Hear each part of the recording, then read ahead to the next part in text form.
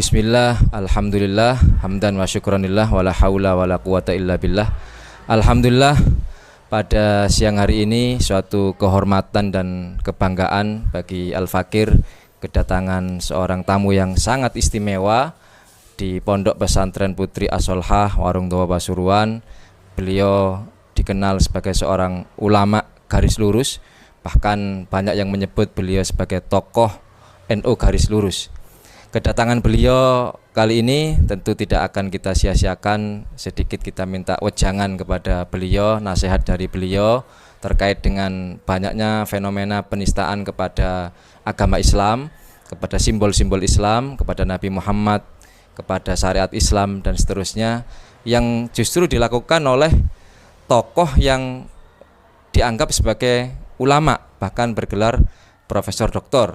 Yang terakhir dilakukan oleh seorang Profesor Dr. Kiai Haji Buya Sakur dalam satu ceramahnya sudah sangat viral, bagaimana dia mengatakan Islam tidak akan pernah jadi agama yang sempurna, Nabi Muhammad tidak merasa benar, kemudian Sayyidina Umar itu dianggap seperti Hitler dan lain-lain, termasuk Siti Khadijah juga dijadikan sasaran penghinaan juga, menyampaikan berita hoax ya, karena Siti Khadijah adalah seorang perempuan wanita yang pertama kali masuk Islam, dianggap katanya Siti Khadijah adalah pengikut Nasrani.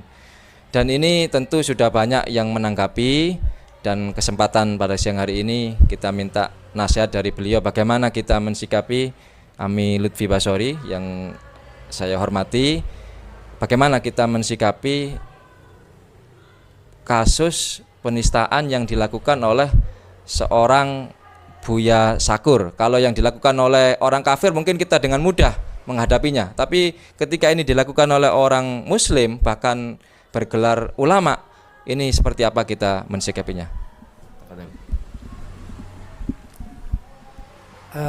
Alhamdulillah saya bisa singgah di pesantren As-Solhah Pasuruan.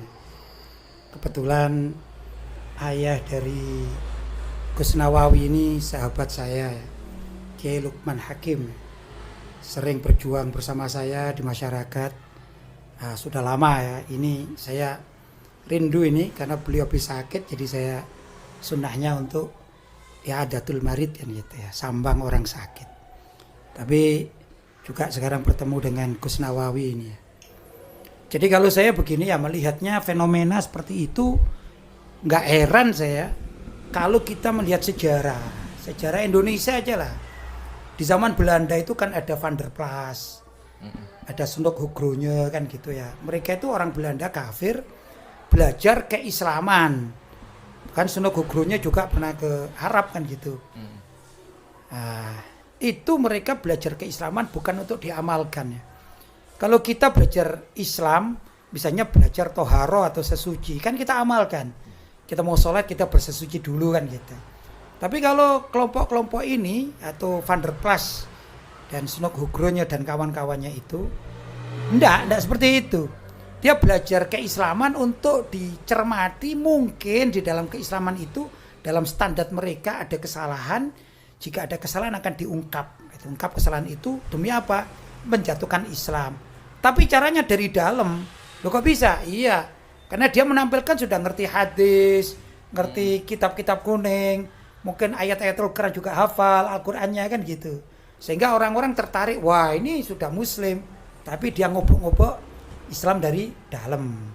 Nah itu, kalau di kamus-kamus itu katanya orang orientalis gitu ya, orientalis barat itu. Ini ada pelanjutnya. Ya namanya juga kemungkaran di mana-mana ada pelanjutnya, seperti juga kebaikan ada yang melanjutkan kan. Kalau kita bicara ulama dikatakan al ulama warathatul anbiya. Jadi ulama itu pewaris atau pelanjut para nabi. Kalau Fir'aun ya ada juga kan. Zamanya Fir'aun kayak gitu, zaman Nabi Muhammad ada Abu Lahab kan gitu ya. Abu Jahal. Jadi ada pelanjutnya. Sama sekarang ya masih banyak abu-abu misalnya ya, abu yang ini ya. Misalnya Abu Sandal barangkali gitu ya. Macam-macam lah. Saya berani nyebut Abu Janda. Oh, Abu Janda gitu ya. Kayak gitu-gitu itu kan namanya pelanjut. Maka seperti juga orang-orang yang ngobok-ngobok Islam dari dalam. Ini sebenarnya pelanjut dari program yang dulu dilakukan oleh Sunuk Nugroho kan gitu ya, dan juga Van der Plas dan teman-temannya. Jadi ini agenda dari kufar sebenarnya, cuma menggunakan tangan-tangan orang Muslim ya untuk merusak Islam dari dalam, Mami ya. Betul ya, betul. Yang kedua, apa yang dilakukan oleh Pak Syakur ini ya, saya hanya melihat itu bukan cuman video yang ada kemarin itu ya, yang viral kemarin, tapi sebelum-sebelumnya juga perlu kita cermati. Ternyata juga banyak kesalahan-kesalahan yang dilontarkan itu, kalau menurut saya bukan kesalahan ya, ada seperti kesengajaan gitu ya. Itu ajaran yang tidak sama dengan apa yang difahami oleh mayoritas umat Islam. Nah, setelah saya cermati dalam tampilan-tampilannya bersama siapa sih dia, ternyata banyak tokoh-tokoh Syiah. Jadi apa yang disampaikan itu ada ajaran liberalnya, ada ajaran Syiahnya. Begitu. Contoh kalau tadi dikatakan bahwa Islam itu dikatakan belum sempurna. Ini dan tidak akan pernah sempurna. Tidak akan pernah sempurna. Ini mewakili pemikiran liberal. Ya.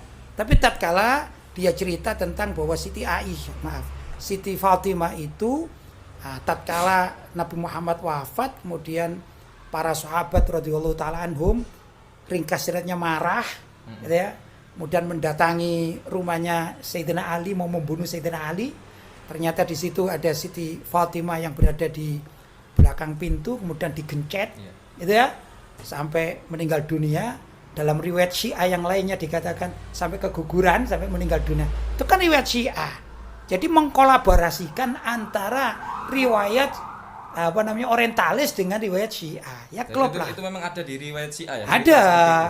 Saya paham sudah lama. Saya ini kan juga mendalami. Berarti ini secara nggak langsung membongkar siapa sebenarnya dia ya? Iya, karena kawan-kawannya juga banyak Syiahnya. Iya. Dia dialog di YouTube juga dengan tokoh-tokoh Syiah yang taqiyah. Sekarang banyak tokoh-tokoh Syiah yang muncul taqiyah itu kan banyak. Juga pengantarnya dari tokoh-tokoh Syiah. Iya. Jadi sebenarnya figur semacam demikian ini adalah figur yang mengkolaborasikan antara ajaran pemikiran liberal, yang liberal itu tiada lain adalah kelanjutan dari program orientalis. Yang kedua, bahwa orang Syiah itu kan senang sekali berhubungan atau berkawan dengan orang-orang liberal kan gitu ya. Maka dari sini bisa dikatakan kolaborasi yang disampaikan oleh Pak Syakur ini ya tampak di akhir-akhir sekarang ini jadi terbongkar semua kan begitu. Itu kalau saya melihatnya begitu. Karena itu umat Islam ya harus merujuk kepada tokoh-tokoh Islam yang benar-benar Ahlussunnah wal Jamaah ya.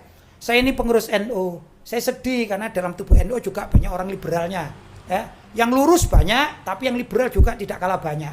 Nah, kalau kita bergaul dengan tokoh-tokoh NU harus cari yang lurus, yang orientasinya itu adalah mengajarkan ajaran para ulama salaf Ahlussunnah wal Jamaah gitu. Nggak usah dibengkok-bengkokkan gitu ya. Nah, yang jadi masalah kan begitu, mengatasnamakan, misalnya mengambil fatwa dari Imam Nawawi, tapi keterangan di bawahnya ini dibelokkan kemana-mana, akhirnya yang tampak liberalnya kan gitu. Ini juga nggak patut untuk diikuti. Itu kalau saya demikian. Assalamualaikum warahmatullahi wabarakatuh. Bapak Ibu semuanya, saya menyapa di akhir video saja ya. Nah, langsung saja kita sudah mendengarkan apa yang disampaikan oleh beliau tadi. Bagaimana beliau membongkar siapa sih sebenarnya Buya Syakur.